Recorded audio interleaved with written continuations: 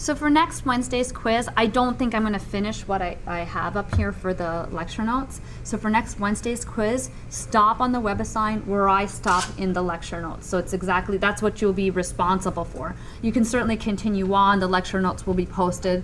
So there's no, if you want to go ahead, more power to you. But that's the material that you're going to be responsible for on the next Wednesday quiz.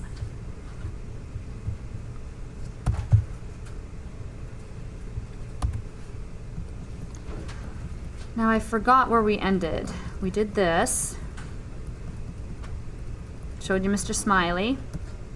Showed you the factoring. Showed you the first composition.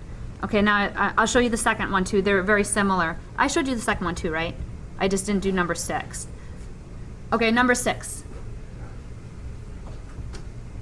So in this problem, it's similar to the other problem where you had f composed with g and you had to put the g in for the t and then substitute. Except this way, it's a similar problem. You just have more complicated functions. So the first step, I'm just lining up the first step with the first step previously. I'm not going to put the directions down. You substitute the g for the t. And the second step was to substitute the expression for g in for the g that you have. So right here, all I did was look at the function f, which was cosine squared t minus 9, and instead of the t, I put the g. Now the expression for the g is 4t plus 3. You put 4t plus 3 instead of the g. And that's how you get the f composed with g. Thumbs up? Other way around, it's the same process, but the other way around. You go inside g, and you put the f in there for t. So the g is 4t plus 3, put an f for the t, and then substitute the expression. So substitute the cosine t squared t minus 9 in for the t. Question? Yeah, for cosine 4t minus 6, what do you do like 3? Because, Yeah, you don't have to, WebAssign will take it even if you didn't simplify. okay, so you can put 3 instead of 6?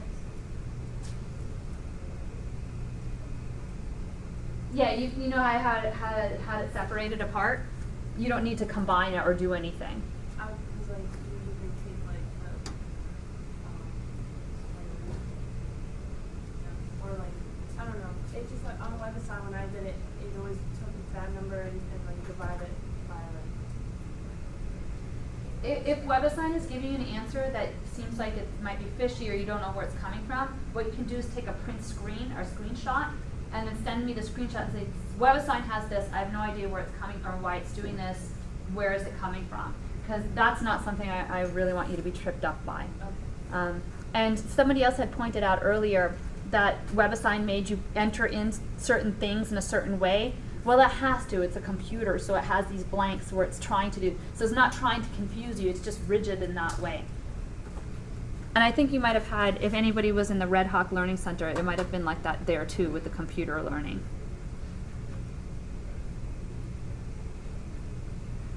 They say use Pythagorean identity to find sine t.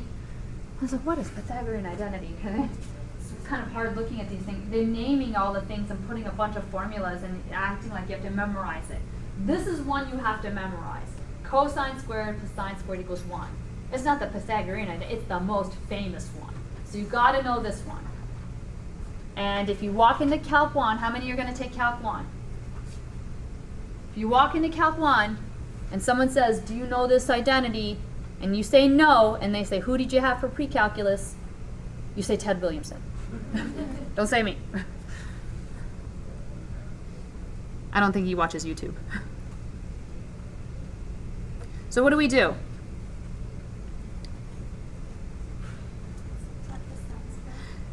So I put a y here for sine, on purpose.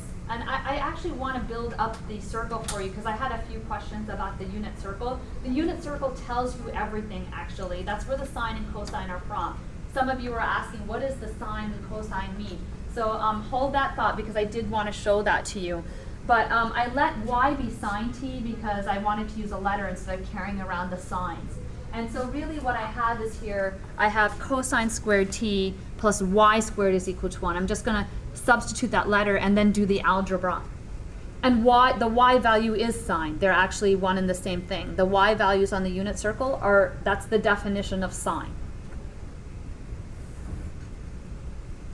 And then sub in the number, the crazy 3 over square root of 17, sub in that number for the cosine. There's that number that they gave you. So that goes in for the cosine. Since it's cosine squared, you know, this looks weird, right, over here, but it's really that whole quantity squared. If you're going to type it in a calculator, you figure out what the cosine was first and then square your answer next. So you take that number and square it. That's where it belongs. So I copied and pasted the previous. That's where we're at. So square that out and solve for y squared. 3 over square root of 17 squared. It's a weird looking number, but just move forward. It doesn't matter if it's a weird looking number. 3 squared is 9 and square root of 17 squared is 17. That's where those two things come from. And then solve for the y squared, which is not so bad anymore until you get to this step. Y squared is 8 over 17, and then you have to square root the both sides. Well, when you square root, two numbers could have gone in for y. This positive value could have gone in for the y, and it solves the equation. And the negative of it can also go in for y and solve the equation. So you have two answers. So you have to go back and look at the problem again. You have to figure out if the y that they gave you is positive or negative. And in the problem statement, they tell you that the angle has to be between 3 pi over 2 and 2 pi. So if you draw the unit circle, you don't have to draw the unit circle. You just draw the important points. So the unit circle is all the way around is 2 pi, right? Halfway around is pi. Half of that is pi over 2, and 3/4 of the way around is 3 pi over 2. So all I did is just mark the important points. All I need to know, though, is my angle is right here, because they say between 3 pi over 2 and 2 pi. In that region, the y values are all negative. Sine is the y value in that region. And since that region, the y values are negative, I disregard the positive answer, and I only keep the negative one. And that's how I figure it out. So I didn't have a pre-calc class, actually. So you can actually get your PhD in math without even having a pre-calc class. Look at that. So I had to figure out ways to look at the content from pre-calc or a trig class. Did any of you have a regular trig class? Because in my high school, eventually they had just trig. So I never had any of that. So I had to figure out what was important and kind of stick that in my brain. Unit circle is really, really important. So I think those questions you're asking are really good questions about the unit circle. If you know that and you know the famous identity, you're good to go pretty much. I think that when I get students in Calc 1 and 2 that are a little bit behind or have some gaps, I say, learn the unit circle, learn the famous identity, and I think you'll be okay. Sine squared plus cosine squared is equal to 1. And that comes from the unit circle too, because the formula for a circle is x squared plus y squared equals 1, right, on the unit circle. Do you teach Calc 1, or is it only the computer lab? Oh God, no, it's people. Yeah.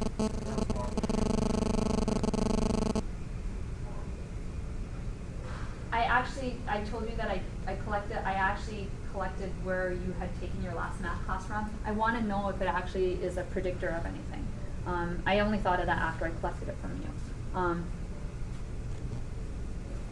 I guess it depends. Maybe for some people it was good, you know?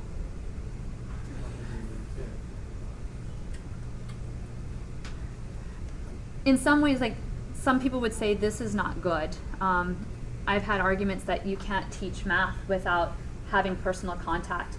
But with the YouTube videos, I go all the time. I learned how to program using YouTube videos. So I learned how to make donuts from biscuits, the Pillsbury biscuits from YouTube videos. So I think you can learn. Did you know you could do that? Take the Pillsbury, punch a hole through it, and deep fry it. So you can learn a lot of things with the YouTube videos. So maybe for some people, the computer way of learning it is good, because it can go at their own pace. We'll see. We'll see what the numbers tell us.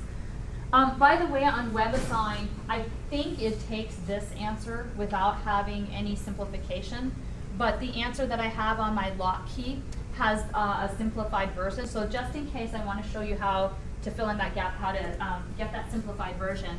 You just break up this 8 into primes. 8 is 2 times 2 times 2, and for every 2 of one thing, you can take that out. So I got 2 2s right here, I can take that 1 2 out. For every 2, you can take 1 out. And that's how you simplify any radical and remove all the perfect squares out of there. You don't have to guess. Prime factorization is really, really important. It's like the unit circle.